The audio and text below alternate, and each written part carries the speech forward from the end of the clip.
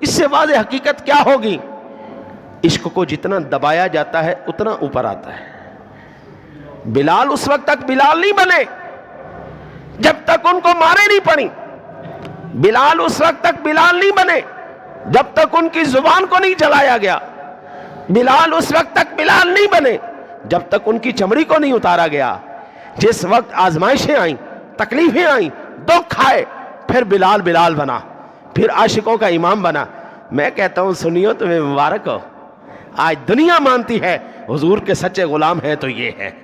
انہوں نے کھالیں بھی اتروائی ہیں، انہوں نے جانیں بھی قربان کی ہیں، ان کے منہوں میں تیزاب بھی ڈالے گئے ہیں، ان کو سیدھی گولیاں بھی ماری گئی ہیں، لیکن حضور کے عشق سے یہ دستبردار نہیں ہوئے۔ اپنے غیر آج سارے ماننے کو تیار ہیں۔